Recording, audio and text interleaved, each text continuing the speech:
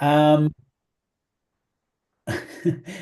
but the reality is that often, we're living in a time where the cost of living, we're in crisis here in the UK with that.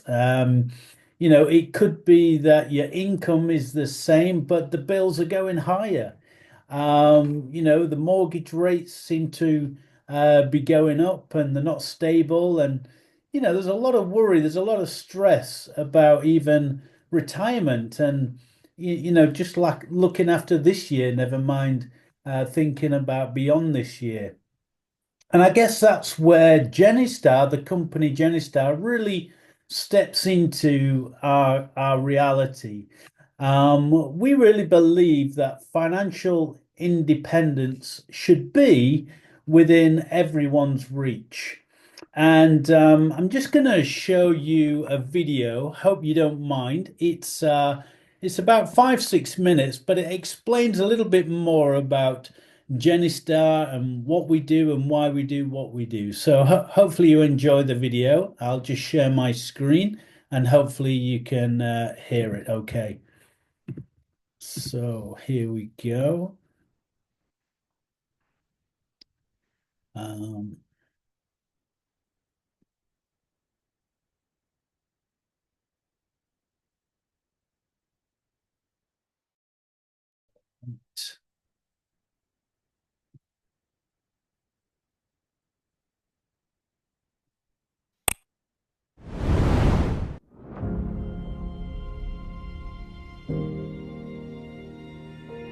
I was pursuing medicine before I got involved with Genistar. I was very happy. I was working in one of the busiest cardiac center in London. I was a surgical care practitioner.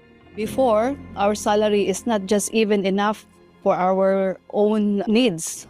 But this time, given us that opportunity to help somebody and giving that chance to be a channel of blessings to many people.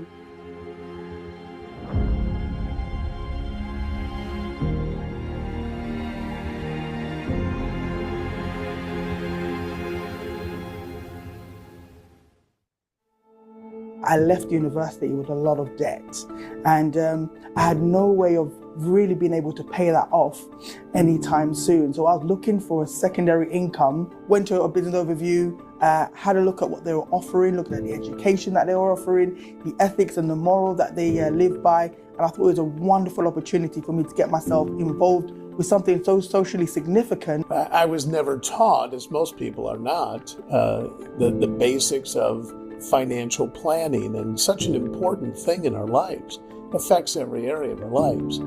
I really like the idea of becoming debt-free and financially independent. They've shown me how to reduce my mortgage years from 20 years to 12 years without even paying extra. Financial education is something that's available there, but majority of people is not hearing it. Genistar's mission is really to help people to secure a great financial future. And how they envision doing that, I believe, is to provide people with two opportunities. One is to understand their financial and become more financially literate, understand financial awareness. And the other side is to offer them an opportunity to increase their income and to build wealth. We have an incredible responsibility in saving people's lives financially. And how we do that through Genistar, really providing them with our only product, which is the financial game plan. That plan will help those families really have the clarity to understand what their next financial step is. You see, many people have got the ideas in their head about what they want to do, but they've never got it written down. They've never had something physical that they can refer back to. But what we do here at Genistar is provide them with that plan to get those ideas, those goals down on paper, so they can actually see a clear route from A to B in how they can go and achieve financial freedom. They can make choices based on what they want to do instead of what things cost. They can decide where they want to live, where they want to send their kids to school, where they want to take a holiday, all based on their own desires and not on the price of things. To me, that's financial freedom.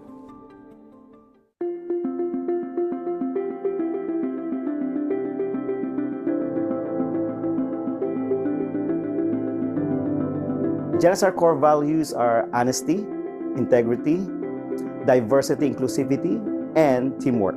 The way our model is actually designed, it doesn't allow dishonesty and lack of integrity.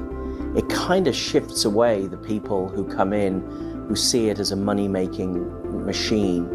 And I'm not saying that's a bad thing, but what I am saying is that you've got to have a heart for helping people as well as the ambition and drive to look after your own family. You know, we have people in Genistar from over 80 different countries. We actually welcome everybody, regardless whatever your race, what your background is. Diversity is not just skin deep. Financial freedom is not just for the few. This is a business where there's no glass ceiling. That it doesn't matter who you are. My colleagues, have the same opportunity. What I love about Genistar is that we don't just talk about equality, we talk about equity.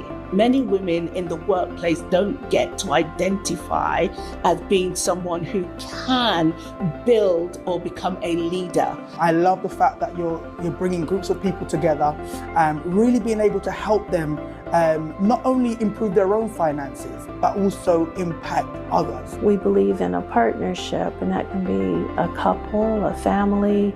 We just believe that a rep with Genistar can have the support of their family, their children, and if everybody works together, then everybody reaps the rewards together.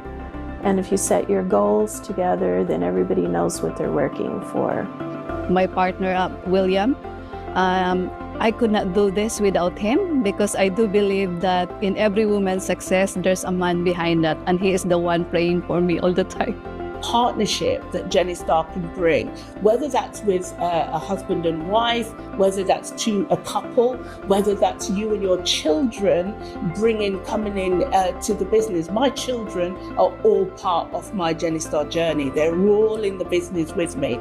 I see legacy. I see all of these things happening, and children going like, I'm going to go into a job. I've got a business that I'm going to inherit, and I've got a business that I got to learn how it operates, and I got to teach my children how to do the same thing. That's where I see the company going. So it's a little bit like a rocket taking off.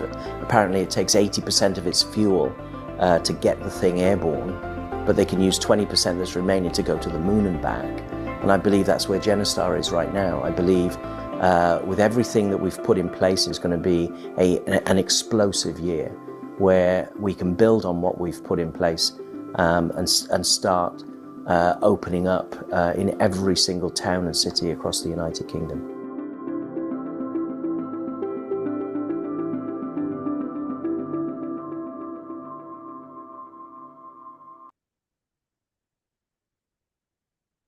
Thank you for listening. Hope you found that helpful there. I don't know exactly how it works in the area that you're from, in Africa, but here in the UK, we do about 14,000 hours of schooling, and yet we come out with very little or no financial education at all. And we find that really interesting. We want to change that, and we want to help people secure a better financial future for themselves. And we do this in two ways, really. The first one, you'll have heard a little bit out there, is financial education, financial planning. We teach people how to break free from debt. We talk about, how do you accelerate out of your mortgage? How do you actually get a mortgage? What about investments and looking at, even planning towards your retirement? How do you save and, look at investment once again? And how do you guard your loved ones against life's uncertainties? I guess this is where a financial plan comes in for all of our clients. It's where simplicity meets profound impact. We really put the power back into your hands when it comes to your financial future. We're here to empower you to have the best financial future. If you like, what we do is we provide a financial sat nav for your finances. So, we want to help people go from where you are currently to where you want to be in the future. We help people, whether it's finding the right mortgage for them or remortgaging, investing into their family's future, or whether that's protecting their family with life and serious illness cover or income protection. It could even be private medical insurance or writing a will or even property investing. There's lots of different ways that we can help people. I would say to you that if you haven't had a financial plan done yourself, then definitely I would speak to Abigail and get that booked in. We can certainly help you with that. The second thing that we do in the business really is it's a way that we can help people secure a better financial future is with a business opportunity, like no other really. Just imagine owning your own business by helping others to find financial solutions and earn an extra income along the way. Whether that's part-time or full-time, whether that's changing your career, Genistar has certainly got you covered. An outstanding opportunity to make money and make a difference in society, serving middle income families who are often in this country overlooked, changing families' lives and empowering communities that you're a part of. So, who is Genistar? Well, we're more than just a company. We're a financial ally. We're committed to doing what's right by you 100% of the time. And like I mentioned, our focus is really to empower clients with knowledge and to give them the tools to make financial savvy decisions in their future. We launched in 2007, so we're nearly 15 years of age, and we're authorized and regulated by the Financial Conduct Authority here in the UK. And I guess the video said it a little bit. What sets us apart is our ethical approach to finance. We pride ourselves on transparency and honesty, and we put your interests first. We value integrity and honesty, diversity and inclusivity and teamwork. We're not just a financial professionals, but we're trusted partners in your journey to a financial success. We're actually the fastest growing financial services company in the UK right now. So my question to you is that if you know of anybody who would like to have an additional 500 or £2,000 a month by helping, one or two clients a week, then I would say, please, let Abigail know in your WhatsApp group, and she for sure would facilitate and get a hold of you in that. Maybe you want to be a full-time leader making over £100,000. There's many of them in our company. What would that kind of income help you with? Well, why not see Abigail, and she'll certainly put you in the right direction. We've got a turnkey success system that has got a nominal cost to get you started in business. Whether that's 30,000 a year or 30,000 a month, the choice is completely yours. I'm hoping that this sounds interesting to you, making money whilst making a difference in society. We can leave a legacy and we can change lives. We can look at generational wealth, starting with your own. Once again, I'd just say, please ask questions to Abigail. We'll probably have a little time now for maybe a few questions, but we are here for you. We're here so you can have your own unique financial plan done. You know what? Let's just make sure that you're well protected, that you're investing right, and that you have a great retirement. we really look forward to sharing more information about Genistar. But just really want to say thank you again, John, for this opportunity just to come onto this platform in the Like Minds meeting. And thank you, everybody, for taking your time out and for being attentive. But if anyone's got any questions, I'm here. So, yeah. Thanks, John. Yeah, let's have some questions. Let's take 2 or 3 questions. We'll have about 5 minutes to do that. Anyone has any question?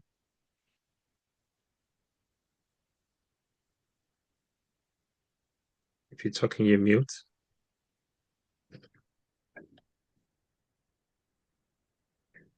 You talked about having some time in the week to develop to 1 or 2 clients. What does that entail? I know you talk a lot about building your financial future. It looks like a role that you can do with some other roles. Um, in terms of what exactly do you have to do in terms of engaging with other people, or what exactly does it entail, if I Sure. may ask? Well, in the business opportunity, we obviously recognize that you can't just develop a business overnight and that it Mm. does take time. And so, what happens, John, is we actually work with the person that we're working with. And, if they've got, 6 to 10 hours a week, then we'll definitely, work with them within that time.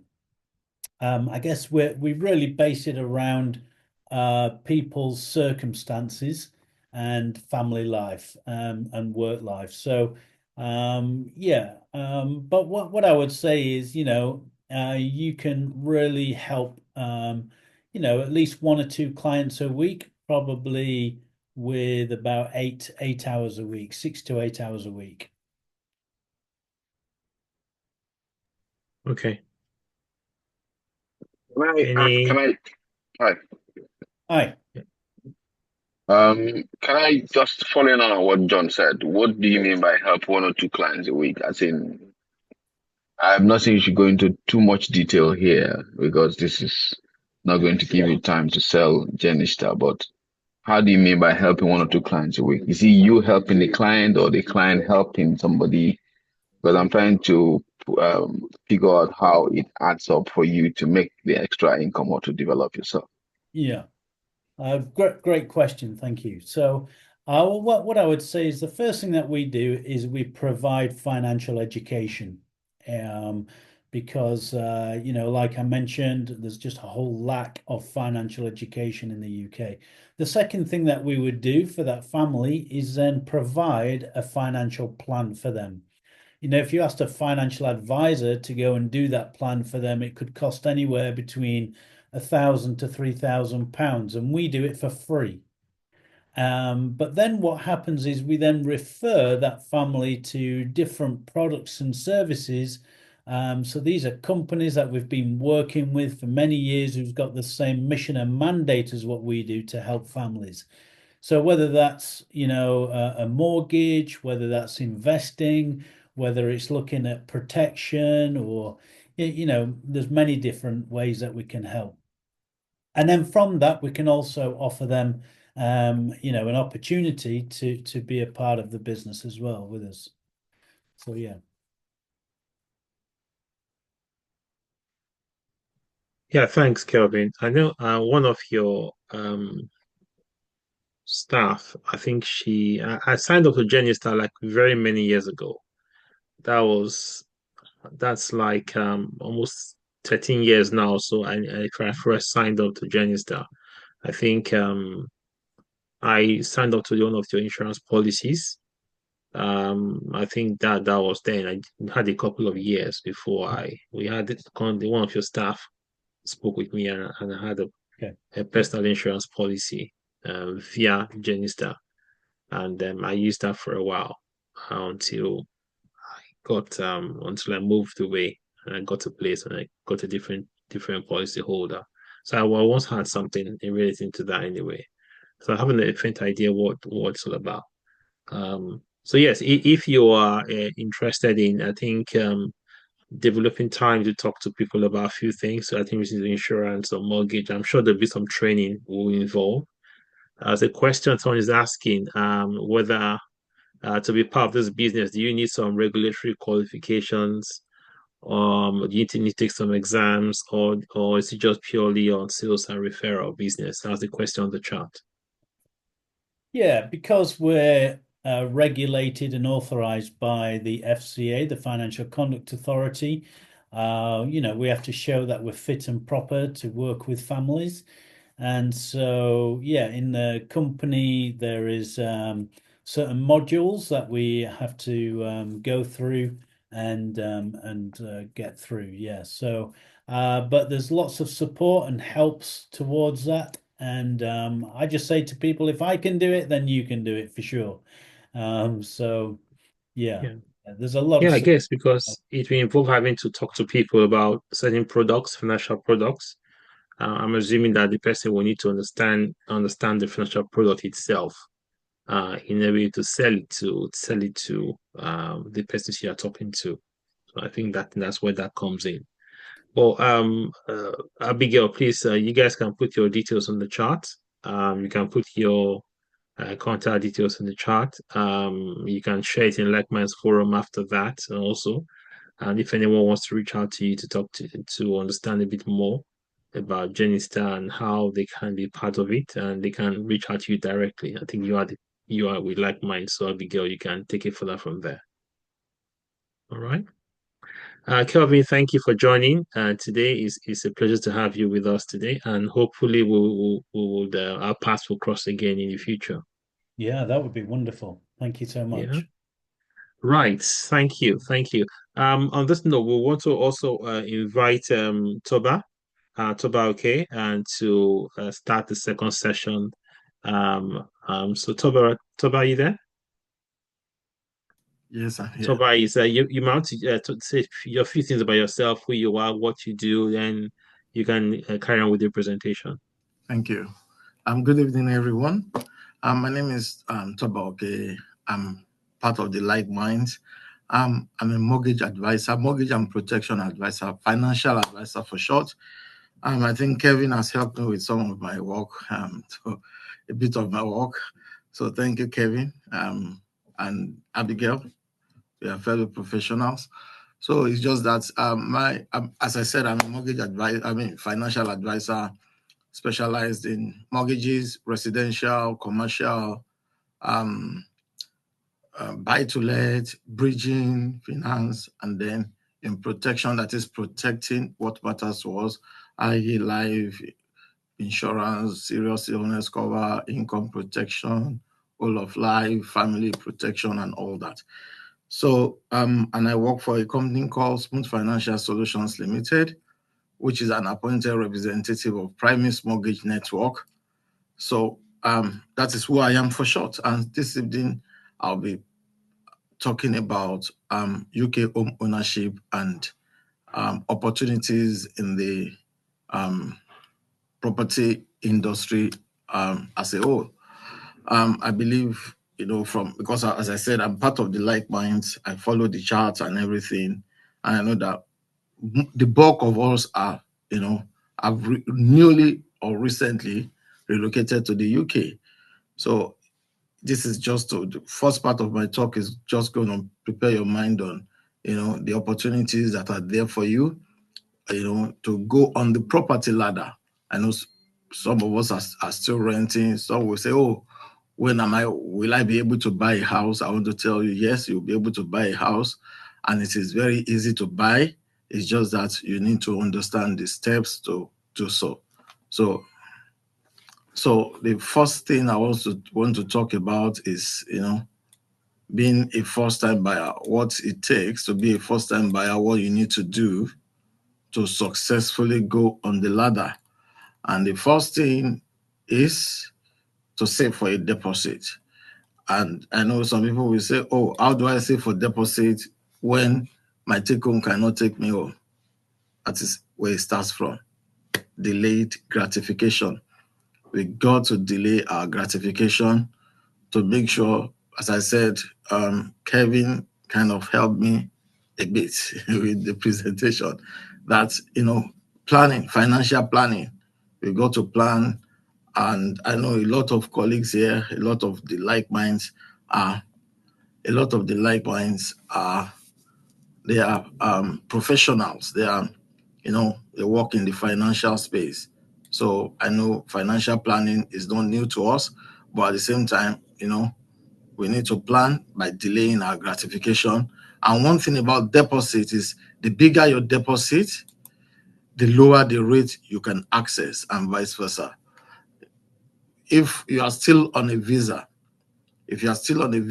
i.e., like COS, sponsorship visas, and all those tier one and so, the max lending, just 5 lenders in the UK can borrow you up to 90%. Just one lender will borrow you up to 95. The others are in between. So if you really want to access the best of products in the market, you will need to save. The more deposits you have, the better rates you can access. But just to put your mind at rest that even if you have 5%, but it's not about you now determining the percentage you want to put down. When it comes to residential mortgages, your affordability is determined by your income and your outgoings. So if you are looking to go on the property ladder, I will advise you to try as much as possible to reduce your commitment. What that means simply is that credit card balances, personal loans, car finance, things that has to do with you borrowing. If you have intention of buying your own house, you should reduce anything that has, your exposure to credit.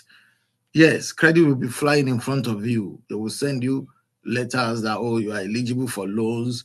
You will see flashy cars that, oh, you can buy it. Your income, you can afford it. But look, that you can afford it does not mean you have to go for it. And that's where financial planning and delaying your gratification comes in. So that side of things is massively key to you being able to go on the ladder. So if you can delay your gratification by saving, and reducing, or even if you can help it, not exposing yourself to credit commitment. It's not as if you can't have, for example, credit cards to build your credit. It's just that if you must use it, make sure you pay it off at the end of the month so that it doesn't impact on what you can borrow. So, as I said, your income determines your affordability. And with affordability, if all you have is just 5% of the property and your income is strong and your outgoing is very low, you might be able to access up to 95% mortgage. And the next thing is to keep close eye. I've just talked about it earlier. Keep close eye on your credit file. Avoid applying for credit at least 6 months prior to applying for a mortgage. Is very key, because the more searches on your name, the lower will be your credit score. And we want to go into that. You want to go into on the property ladder with a very, very strong credit score so that you can access the best of the best in the market. Then the next thing is to get a broker.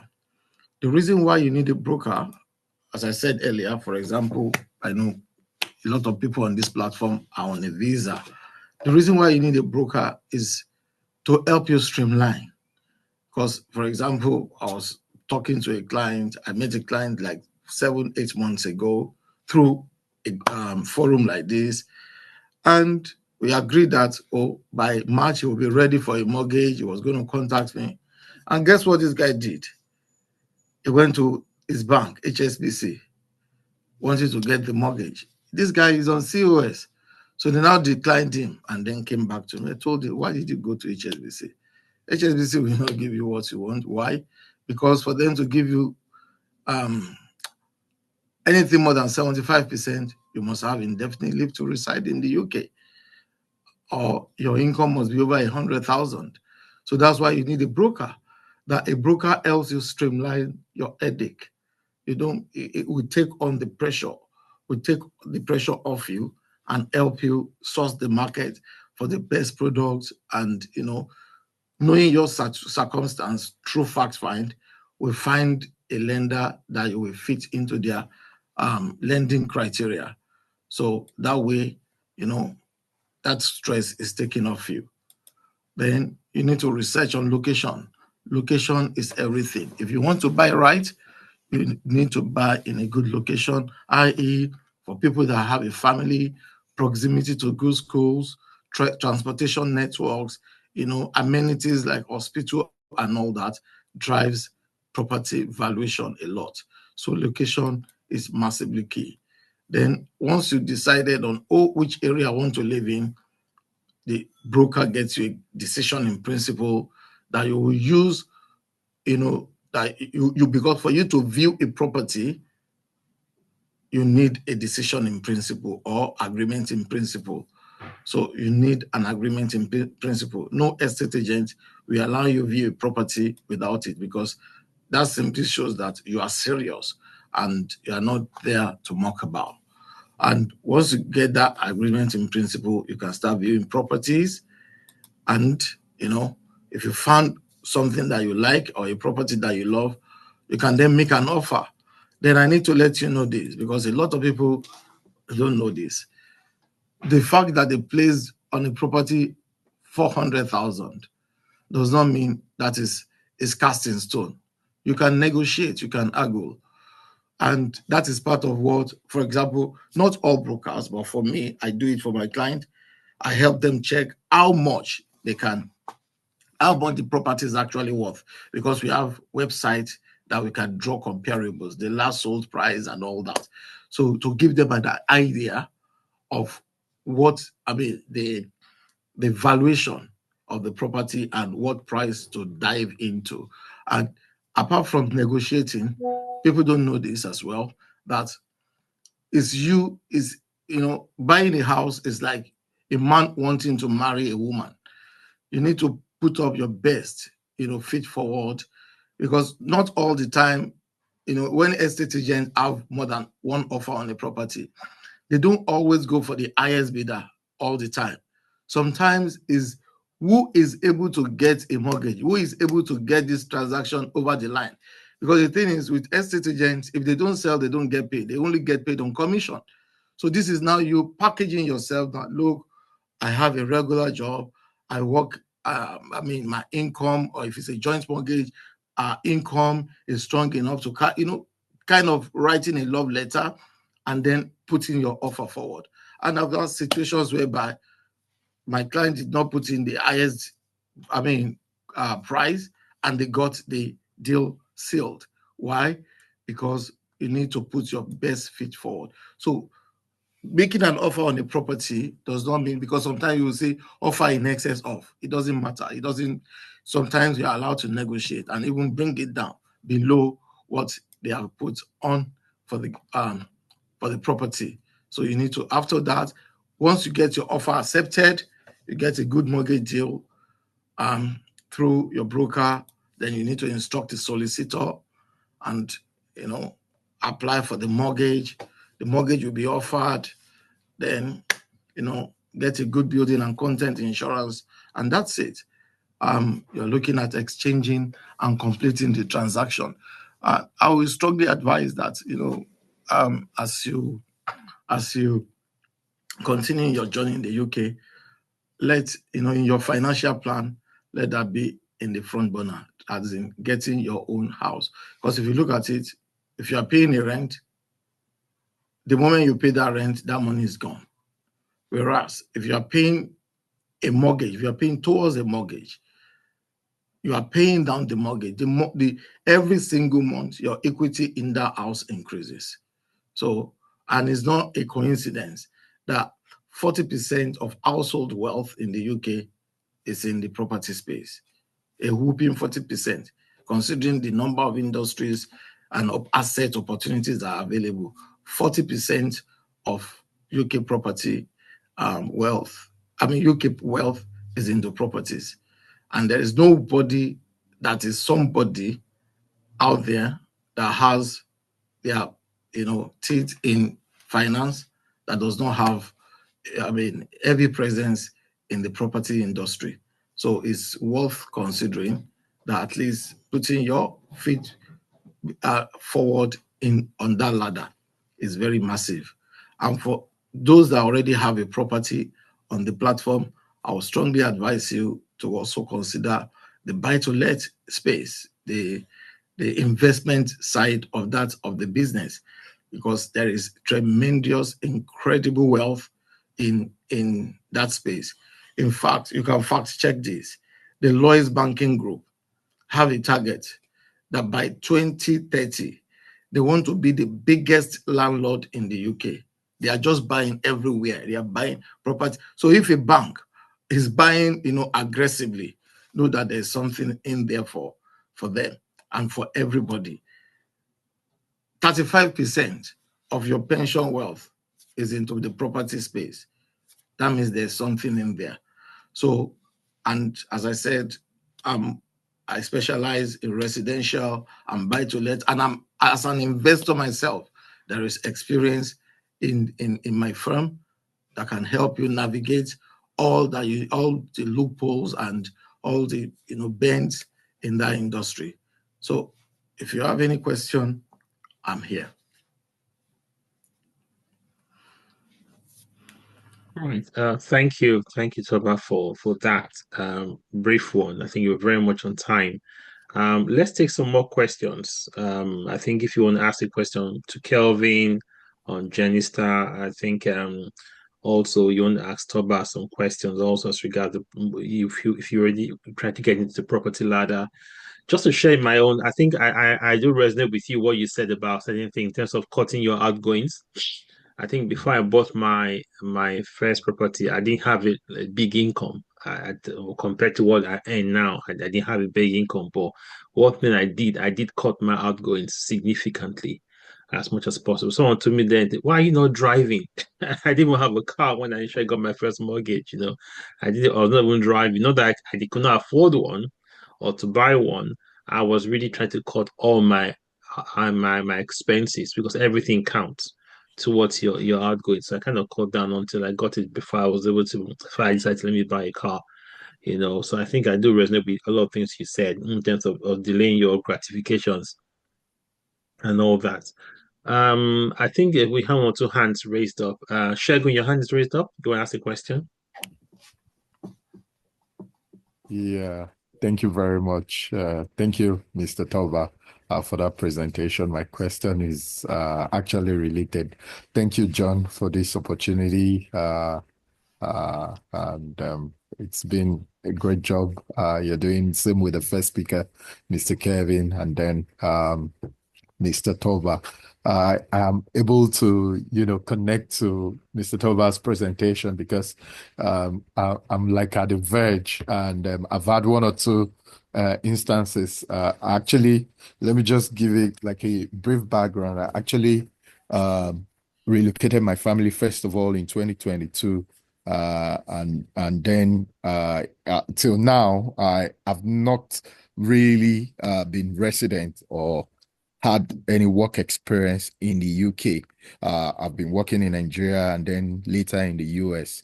But we have also been trying to, get like one mortgage or the other. And the situation has been the case that because I am not working in the UK, and then it's only my wife that would be qualified, even though we have substantial deposit contribution, and all of that, our equity contribution.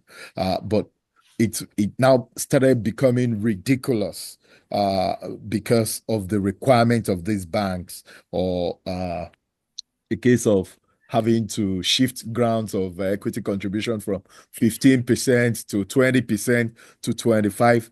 And now they are even requesting for 40%, which is ridiculous, really. And then, so we have to take a pause to say, hey, you know what? Wait till I come to join you and I come to start working in the UK. And then we can probably, because of course we learned that if it's a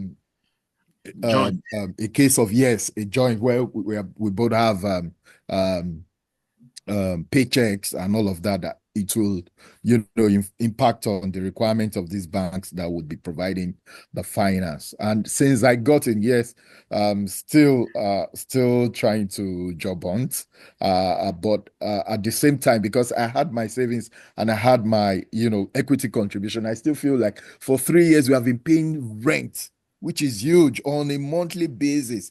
I mean, if we had been, like you said, if we had been, contributing that towards paying down on our mortgage, that would have been, really tremendous in terms of our own equity build up in the mortgage. But of course, we are still in this situation. What do you expect? What do you advise as an expert or a broker in this instance, please? One thing I said earlier, I'm happy I have a witness here. Is about criteria. So we need to speak, let's speak in camera, because perhaps the lender you had gone to is one of those lenders that if you don't have indefinite leave to reside, they will not lend beyond 75%. Obviously, affordability is taken into consideration. But as I said to you, your wife might be eligible for 95%. And because you have that significant, according to you, deposit, we might be able to, walk around, obviously, legally. But in terms of criteria, as I said, there is one lender that can give up to 95% to customers that have indefinite leave. That have limited leave to reside in the UK. So far, they are working. So let's talk remotely, and I'll be able to, dig further into your own situation and be able to advise you appropriately. Okay. Yeah. Any other question?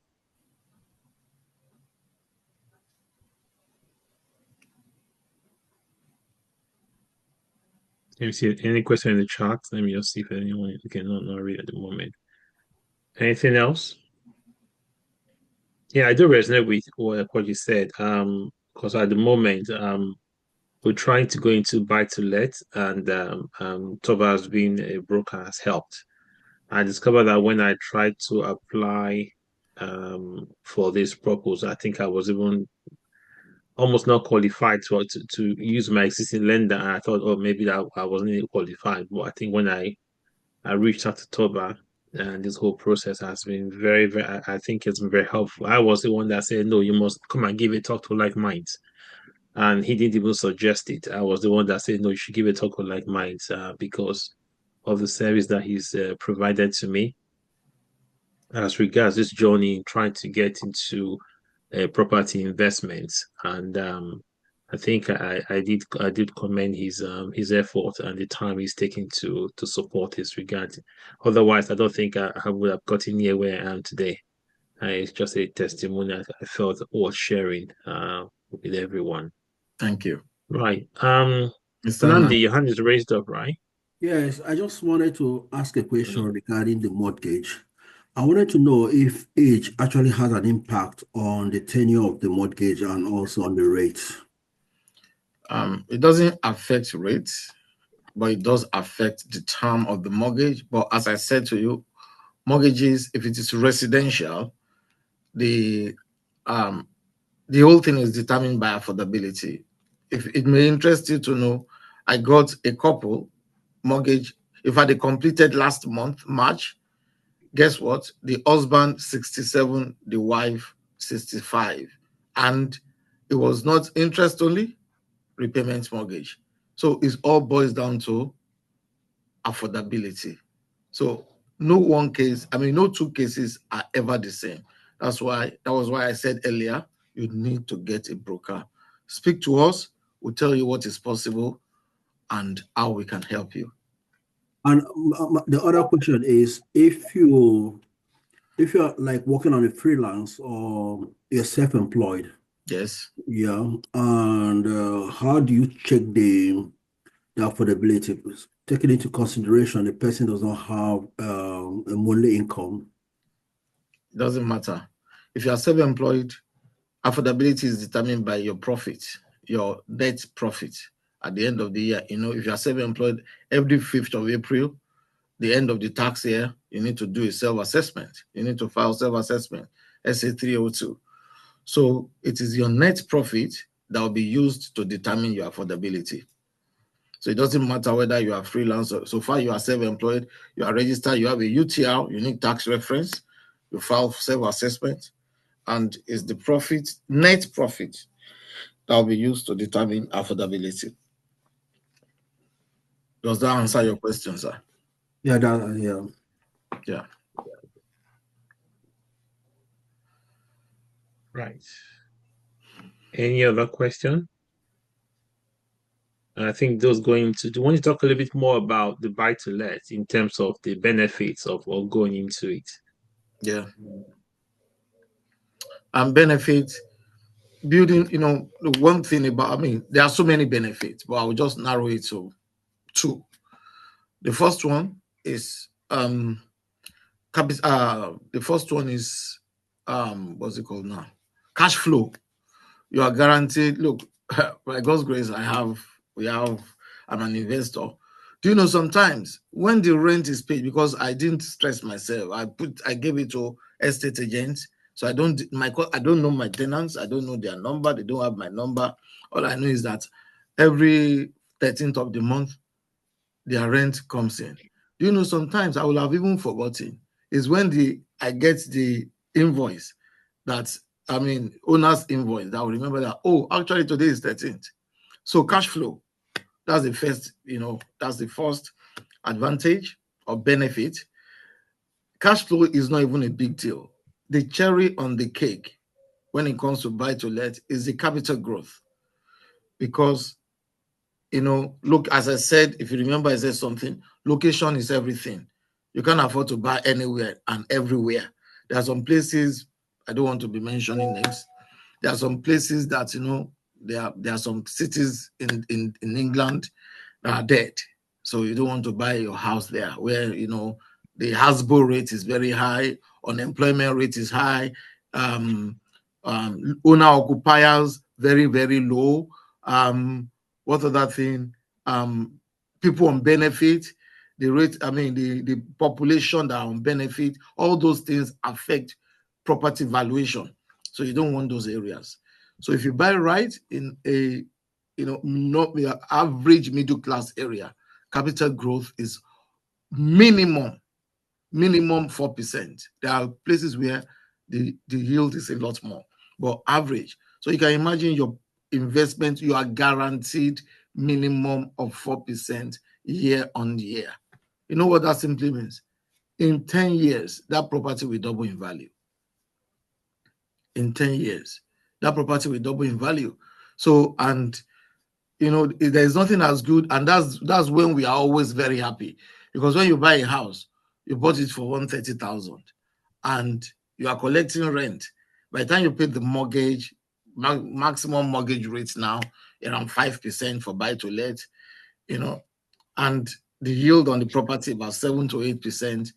By the time you pay your mortgage after rent has been paid, you are guaranteed about, even after paying insurance and all costs, about 40% return in terms of the cash flow. So add that to you now remortgaging in 5, or if you want to delay your gratification in 10 years, the property has doubled in value. Every single money you took in, including the deposit, the stamp duty, I know for stamp duty is now 5%. Everything, you're going to take it out. You're going to cash out. So the capital growth and cash flow, for me, is big deal when it comes to buy to let. And we've done it. Yes, look, we hear people tell you stories. Look, every investment have their risk. There's a risk, what's it called now? There's a risk reward factor. But something that has worked for the wealthiest family in London, the Grosvenor family, they own the whole of Oxford Street, Bond Street, Piccadilly, and Regent Street. The bulk of their wealth is from properties. So it has worked. As I said, for me, it has worked for me. I have a lot of investor customers. As a matter of fact, in 2023, one of my customers that built 17 properties as he built his portfolio, 17. We he needed money to do something, and I called his attention to the equity that portfolio had accrued. Do you know we remortgaged 10 of those properties and we're able to take out £1 million from those properties? £1 million. And how much is the mortgage of this million? £4,000. How much is the rental income of these 10 properties? Over 12,000. So if you want to really play with other people's money, you need to play in that space. So I don't know if I've made sense at all, John. Yes, you have indeed. So is there other kind of property investment one can go into apart from buy to let? I hear there is also people buy how people go into. I talked with someone earlier on today. She's going into looking at houses, cheap ones, rebuilding it, Yeah, expanding it, and BRR is called reselling it. BRRR. Buy, Yeah. refurbish, buy, refurbish, and refinance. BRR. The thing about that is called house bashing. If I'm doing one now about for a client, you see, because for you to do that, most of the time you have to use bridging finance, and bridging finance is not cheap. Because the reason why that strategy, because when it comes to properties, there are different kinds of strategies. But that strategy for me is really very risky. For someone that is just starting, it's really very, very risky. The reason being that when you buy, most of those houses are bought on auction. You use a bridge to complete the transaction. Where the challenge always lies is the refurbished leg of the transaction, where you need a builder. And I can tell you, if you have dealt with builders in this country, it's not even in this country alone. It's like builders are children of the same mother, but different fathers. Regardless of the color, the race, the creed, they are the same. They know their stock in trade is disappointment. Their second name, if a builder tell you his name is Jacob, know that the middle name of Jacob is disappointment. Because they know how to mess people up. So that's the leg, that refurbished leg of the transaction is where people can, because I've had situations whereby people got a bridge for 6 months, 9 months, the refurbishment is still going on, and now they're paying serious interest on the bridge. So that strategy for me, from experience, is a bit risky. Yes, there's money in it, because if you're able to pull it off, you can buy a house for 70,000, spend 20,000 to refurbish it. That's 90,000, and by the time they refinance, they will value it at 150.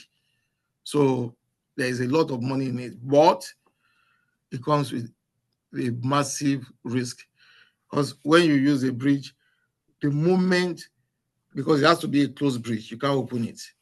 The moment you don't complete it, by the time that bridge has closed, the person is in trouble. They will be paying serious interest. So that's why, for me, from experience, it's not for me, and it's not for the lily-livered. It's not for the faint. Okay. Because when you watch all this, what they call it, was it Hometown the Hammer? It sounds like a very easy thing to do. It's interesting. It looks like it's very interesting. They cover all this big amount of money under Homes on the Hammer. So it's okay. Maybe I should go into this, right? Don't go into it, please. Real life and textbook, they are two different things. This is TV. That's what I'm saying. Television, YouTube channel. Oh, welcome to my YouTube channel. And real life. We are real life. We tell you what is obtainable, what is happening, practical. YouTube channel and practical. Omondama. They are two different things. I think there's Adedeji or Shindoye.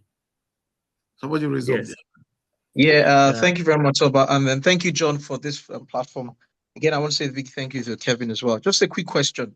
I wanted to find out, how do you, or the best advice you would give to somebody moving a buy-to-let from your name to a limited liability company? So I haven't bought them in your name.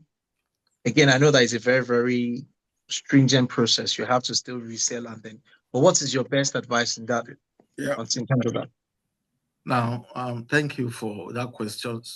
before I answer, one thing I forgot to say about buy to let is, if you are buying a buy to let for tax efficiency, always buy with a limited company. Yes, the rate with limited companies are slightly higher, maybe like 0.23 more, and the fees are higher, but is a lot more tax efficient because because before lenders lend, they always stress test. For example, if you are buying in your name, they stress test at 145%. That is to say that the mortgage of the house must be the rental income must be 145% of the mortgage before they can approve. Whereas with a limited company, it's just 125%. The ICR is 125. And you can pass it on to the next generation without, with little or no stress when it's limited company. Whereas with in your personal name, you can't gift it to your children when it's buy to let. So coming to your question, now if you have a buy to let in your personal name, I've done a few transferring to limited company, but it depends on the time of life that you are in. The few ones I've done are people that are already planning for estate planning in terms of inheritance tax liability. Because if for example you are in mid-age, to be honest with you, it doesn't, because you're going to pay stamp duty even though it's your company, the house is yours. Yeah. Every time property changes ownership in the UK, stamp duty implications, stamp duty liability will be incurred. So if you are in mid-age, I'll tell you sincerely, it is not worth it. But if and big if you are a higher rate taxpayer or additional rate, it may be worth it. The reason being that, I don't know if you are aware, if you have a buy to let in your personal name, you'll be paying tax on that rental income based on your tax band, which doesn't make sense. So if you are a higher or additional rate taxpayer and you have property in the high end, in an high end area, yes, it may be worth it considering that option. But if not, and you are midlife, I would say it's not really worth it. But on the long run, you may have to consider it. So, but from the get-go, it's not worth it, except you are an accidental landlord that, you do what is called consumer buy-to-let. You turn where you are living into a buy-to-let to go and buy another one. That is understandable. But if you are originally buying a property for investment purpose, i.e. buy-to-let, never buy in your name because it is not tax efficient. Have I answered your question, Adidiji? Yeah, thank you very much. You have. I probably will catch up with you. I think I have your details, and then we'll have a further chat. Thank you. No worries. I'm happy to help anytime. No worries. Thank